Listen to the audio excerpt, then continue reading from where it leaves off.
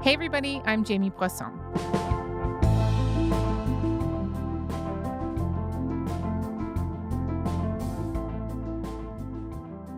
So whether you think it is world-changing or completely overhyped, or both, really, it's undeniable that artificial intelligence has transformed the tech industry. But as tech companies chase the dream of building a human-like intelligence and revolutionizing everything from doctor's visits to movie making, the industry continues to face big questions. There are lawsuits claiming chatbots have driven people to suicide and murder, ongoing concerns around copyright infringement and AI slop flooding the internet, and questions about whether the technological advances of AI are hitting a wall and the extraordinary amount of money being put into it is going to end in a massive crash. Murad Hemmadi covers artificial intelligence for The Logic. He is here to talk about how all of these questions could play out in the year ahead.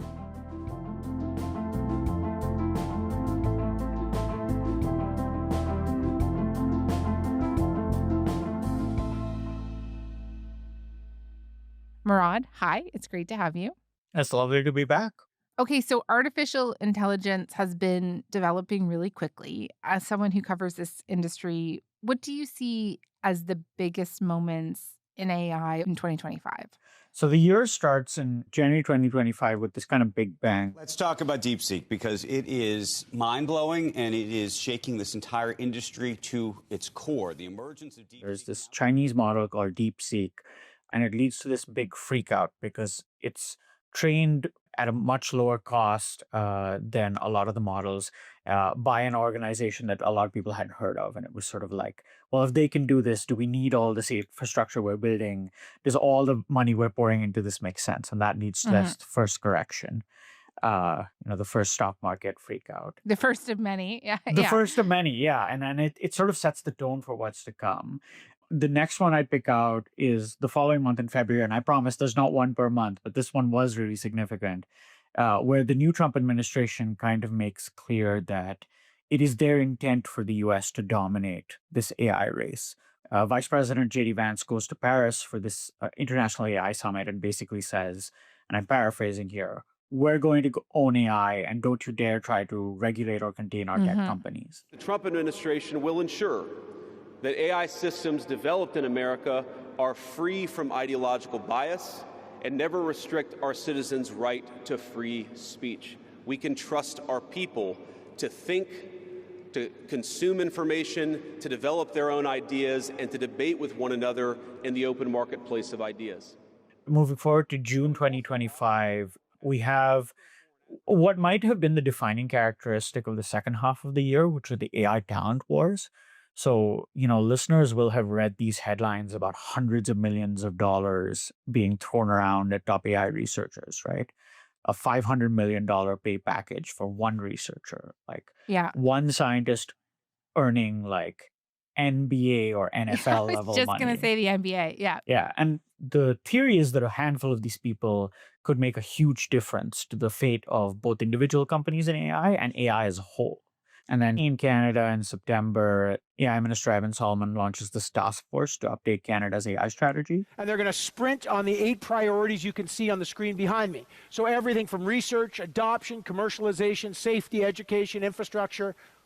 And they're going to deliver bold, practical ideas that move quickly from paper to practice. And in November, they'll That's going to have a big impact on where Canada plays. And then the last thing I thought I'd pick out, and it did start early in the year, but I think it really came to the fore in the last few months. In November, OpenAI gets hit with a whole bunch of lawsuits in which people are claiming that ChatGPT and other OpenAI tools cause something that's being called chatbot psychosis.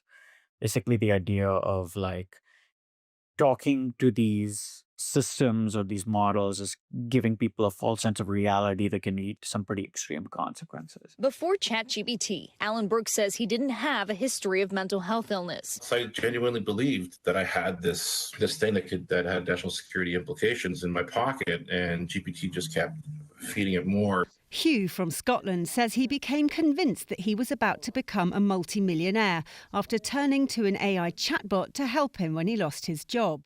It began by giving him practical advice, but ended up telling him that a book and a movie about his experience would make him more than £5 million. The parents of a 16-year-old who took his own life filed a wrongful death suit against OpenAI, which owns ChatGPT. They say that after their son expressed suicidal thoughts, ChatGPT began discussing ways he could end his life. We start with the market freaking out, and that's definitely happened all year. There's the talent, there's the adoption, a little bit of everything, but it was a very intense year for AI. Well, let's pick up then on that last example, right? Where do we think that this conversation around chatbots exacerbating mental health issues, leading to self-harm or deaths, where do we think this conversation is headed in 2026? So there's this fundamental challenge with these systems, which is that they seem really lifelike. Yeah. And that's actually what made ChatGPT so popular, right? As we have discussed in the past, AI has been a thing for a long time. There's all kinds of AI out around in the world, logistics in all these systems that we use every day. But it's the feeling that you're talking to something that sort of understands you and can respond to you in a way that's not formulaic. That is really what makes these systems so powerful, tools like ChatGPT or Gemini or what have you. They were never designed to be counselors or mental health, assistants. And I don't think the volume of these problems or certainly the lawsuits is going to taper off, because until there are safeguards in place to prevent this kind of conversation, and I don't even know whether, that is a regulatory question. It's a question for the companies. But there's the secondary problem of how do you teach the models to know when we're veering into territory that could potentially be dangerous or at least sensitive for individual users, because one person's experience of depression or anxiety or other challenges with their mental health may not manifest itself in the same way as another's. Yeah.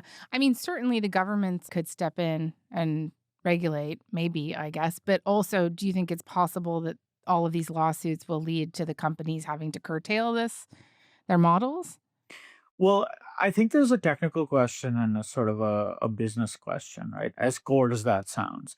The technical question is it possible to identify when we're getting into the territory that the company or the users or the regulators might not want this chatbot getting into? And maybe there's some semantic analysis and stuff you could do to identify that, but it's not as simple as, which keywords should we identify. And there's a long history of problems with moderation on social media that have this same challenge, right? People may just not use the words that trigger the system to stop because they know what those words are, because once you put the safeguards in place, those become widely known pretty soon. There's the business question, which is could these lawsuits get significant enough to cause problems for these companies, make it difficult for them to operate? And there are interesting questions happening right now around things like insurance. How do you insure a chatbot that talks to millions of people every day in case something goes wrong? There have been stories that the companies are finding insurance hard to get, or they're having to self-insure and things like that. So yeah, I don't think there are good answers right now, but definitely the problem is not going away.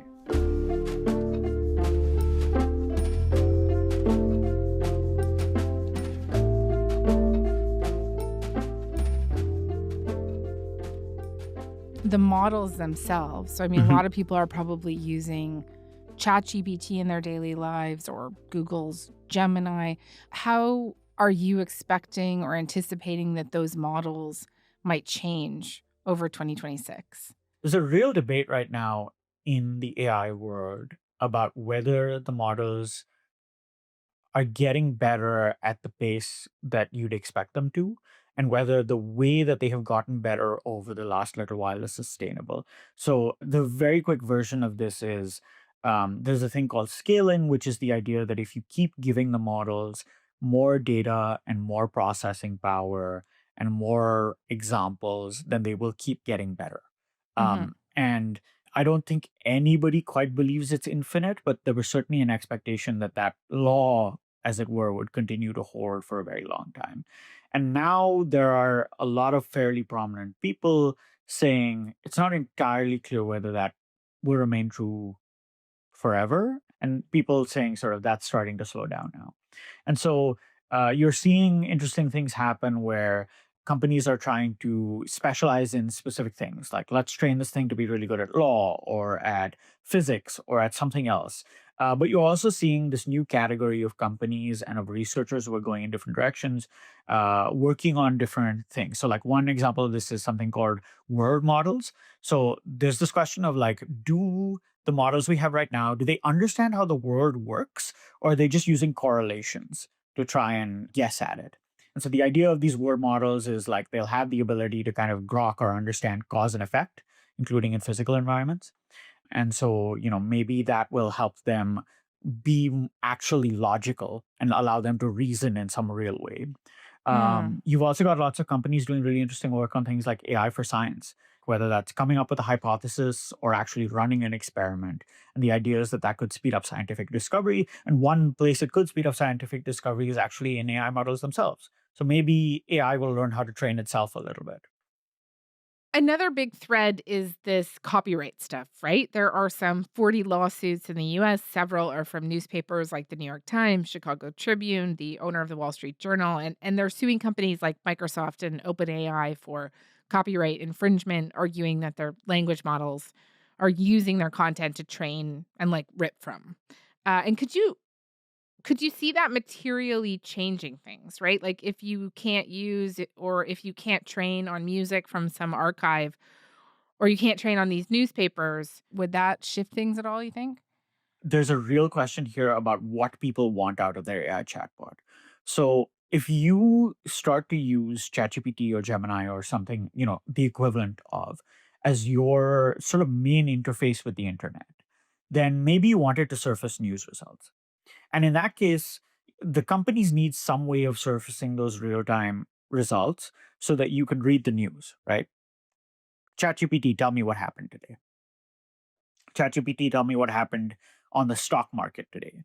Some of that will come from like data sources that are open, like, stock prices are widespread, but maybe it'll come out of press releases, but some of it will probably come out of news stories, and they will have to either license those news stories or, hope that governments create some weird copyright carve out to it. I think that's a separate question than what happens for the models that are already trained. So a lot of these lawsuits are basically saying you have trained on our data, and therefore you should be paying us because you did that. And AI developers are trying to hoover up as much data as possible to make their models better. This is the problem I was talking about earlier with scaling. But does that have to include news? I'm not clear. Because there's certainly a lot of news content out there, but really the way these models are improving is not the old way, which is like scrape everything off the internet and use that to train. A lot of how they're improving is like specialized data on like physics or law or like some other domain. And news might just become another one of those domains. So that's kind of a long way of saying, like, I think the short term, does your chatbot know what happened today, is a different copyright and licensing question from like, did you train on this and therefore do you owe us something? Yeah. Oh, that's really interesting. I mean, it will be really interesting to see how these lawsuits play out, hey? Yeah, and I think a lot of policymakers are just waiting to see what happens in the courts, right? I mean, Canada's AI Minister Evan Solomon explicitly said this to me in June. He said, we're aware of the copyright issue. There's a lot of court cases happening. We're not going to preempt the courts.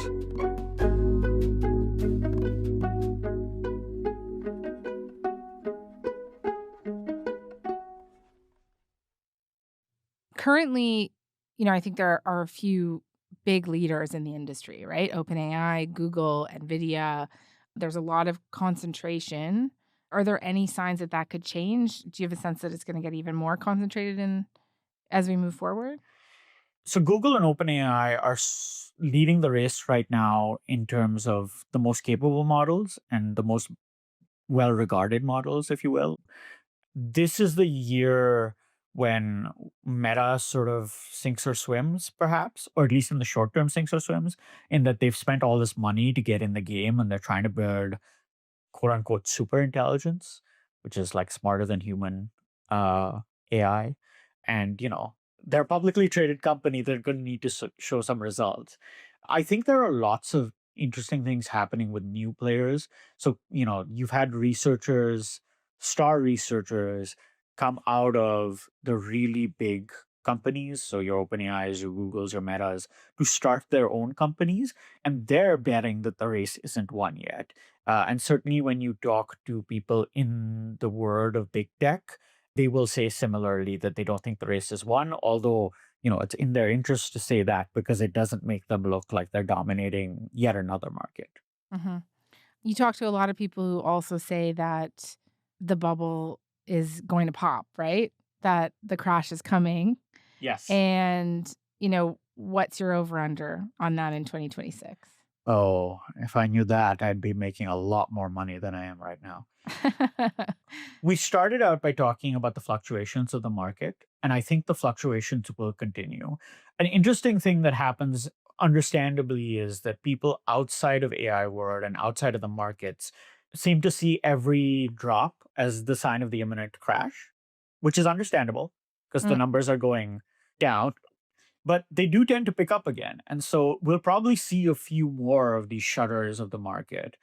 I do think that there is a lot of incentive from a lot of players to keep the market going, because if it is true that you can get more by building more data centers and that adoption is going to pick up, then the forces that have driven up this rally, which are basically the building of data centers, the buying of computer chips, those will continue. I do think this is the year that AI revenue has to expand significantly to justify all the spending that's happening on data centers and other infrastructure, because it may seem like it's been happening, we've been running this up for a while, but really the last year has been this big spending push. And next year becomes the year where it's like, okay, the revenue is simply not keeping up. We have a Yeah. problem here. I do think the only other thing I was going to say here is this is also a kind of key year for companies like Cohere in Canada or France's Mistral, which primarily sell to businesses rather than sort of marketing a consumer application, for the simple reason that businesses have to start adopting this stuff if they're ever going to. Like, if it is actually going to become a thing that underpins the entirety of the economy, then presumably 3 years after ChatGPT, at a time when all this money is going in, that's when you would start to see really accelerated adoption by businesses.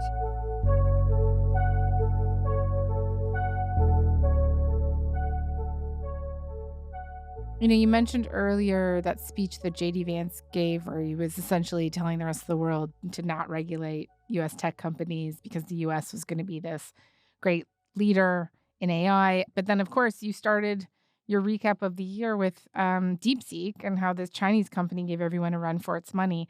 How strong a hold does the US have on AI going into this new year? I think it's a two-horse race right now. It's the US and it's China. I mean, Jensen Huang, who runs NVIDIA, which is at the center of the AI industry or the AI bubble, depending on how you look at it, said a few months ago, China's ahead. And then he kind of walked that back a little bit. But there is a real sense that the major Chinese companies are doing really well. I was in San Diego earlier this month for a conference called NeurIPS, which is the big academic conference in AI. And one of the most read and most sort of celebrated papers was from a Chinese lab for a model called Qwen, which is the leading Chinese open source model, along with DeepSeek, depending on, which day you look at it. So that's proof that Chinese labs are innovating just as much, or at least innovating significantly alongside American ones. I think this is also the year where everybody else has to figure out what they're doing. Can we have an AI industry if the US and China are releasing all the most cutting edge models, are the ones spending all the money on infrastructure, are using their geopolitical clout to try and get their technology used in other countries? Mm-hmm. And, what does that mean for Europe and the Middle East and frankly for Canada? Yeah, but I mean, let's talk about Canada because, we do have a prime minister who is talking about the potential of building all these data centers here, and an AI minister is always talking about the importance of having sovereign AI, right? And so, can we actually do any of this stuff? And how much of a challenge is that going to be for us? I think the government could start by defining sovereign AI, a process which is currently underway, they tell us. Good point. Good point. What does it even mean? Yeah. Yeah. This is less a response to you than, it's very much of the moment, right? I'm Yeah. talking about it all the time. And I'm very conscious that even when I talk about it, I'm like, I don't know what this is. I think that they are trying to make some strategic bets on individual companies. So, like, they're signing these non-binding agreements with companies that are sort of like, we're going to look at your tech to see whether it might work for our government operations. And like, they've got to get some contracts out the door in 2026. And they have to start showing the public that all this talk that their services are going to get better using AI actually works, right?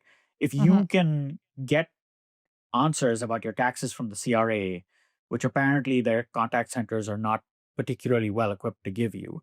If you can get those better from a chatbot on the CRA website, you might start to have some faith that AI is worth something, that AI is going to make a real difference in your life. So that is both, a productivity question and a trust question. The data center stuff is interesting. Are we building these data centers for us to use, or are we building them for American companies to train on? That's an unclear question. I think every data center operator is having to figure that out. Who are these for? How much capacity do we actually need? How expensive is it going to be to build that capacity? Can we power them? Every power regulator is rationing power in Canada right now to some extent. Mm-hmm. And then there's the question of, can we have companies that are competitive on the world stage? And Cohere is obviously the example in the large language model space, but there's companies like Coveo that sell basically better self-service and question answering tools. You've got companies like Ada that sell customer service chatbots. I could name a dozen more. Those companies are competing on the world stage. They are making most of their money outside of Canada. They're competing with American companies for that business. Is that what Canada thinks of as having a robust AI industry? I think that's a question we need to answer.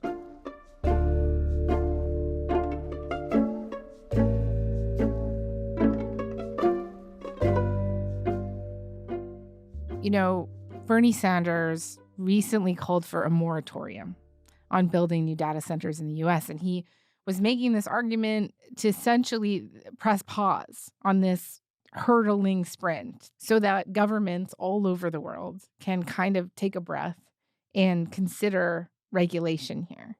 This process is moving very, very quickly, and we need to slow it down. We need all of our people involved in determining the future of AI, and not just a handful of multi-billionaires. Look at all the pros and cons of putting some laws around this incredibly powerful technology. Do you expect that to become any kind of battle in the coming year? In the US, we've talked about a government that is warning other governments not to regulate their companies, but just literally, is any country going to take a run at any kind of regulation? Yeah, I don't think Donald Trump takes a lot of advice from Bernie Sanders. I don't think anyone's going to take a run at it, because the one run we've seen at it was the European Union. So the European Union has an AI law. It's in place. They've rolled it out. And two things happened. One, J.D. Vance went to Paris and said, hands off. And alongside that, American tech companies pushed back pretty hard on the law. Meta wouldn't sign the voluntary code that they set up. Other companies have not released their models in the EU as a consequence.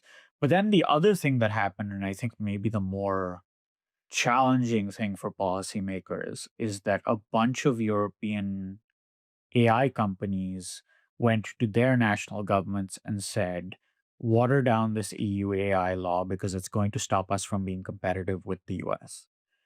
So that is a domestic constituency that everyone is very keen to cultivate, right? Because everyone wants to be in the AI industry. Everyone wants to have their domestic champions. And you have those companies saying, whoa, let's not regulate ahead of everybody else, because if we do, and that's not an argument that's unique to AI. I mean, show me an industry that's very keen to be regulated domestically or internationally. But that creates this challenge, because we're in the era of let's make our economies grow, and how can we do that? And that's AI. So those companies have a lot of power right now, and a lot of and the governments are listening to them. I think, just to finish off this point, I think it is instructive that when Canada hosted the G7, which we did this year, our AI thing was around AI adoption for small businesses and for governments. And there was, to be clear, some talk about responsible AI usage and about guidelines and handbooks to ensure that companies are using this technology responsibly.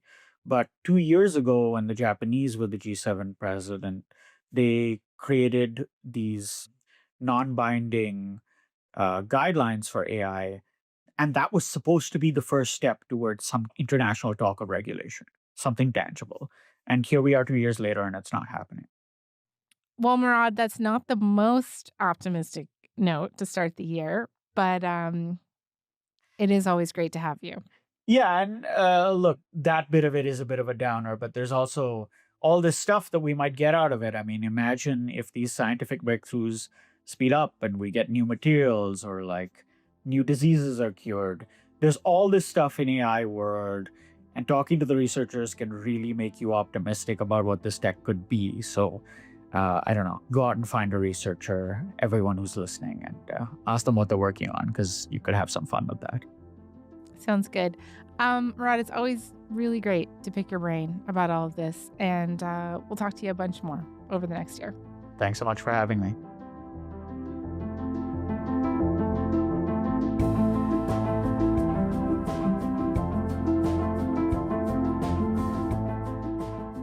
All right, that is all for today. Front Burner was produced this week by Joytha Gupta, Matt Muse, Matthew Amha, Lauren Donnelly, Mackenzie Cameron, and Dave Modi.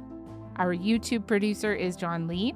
Our music producer is Joseph Shabison. Our senior producer is Elaine Chow. Our executive producer is Nick McCabe-Locos, and I'm Jamie Poisson. Thanks so much for listening, and talk to you next week.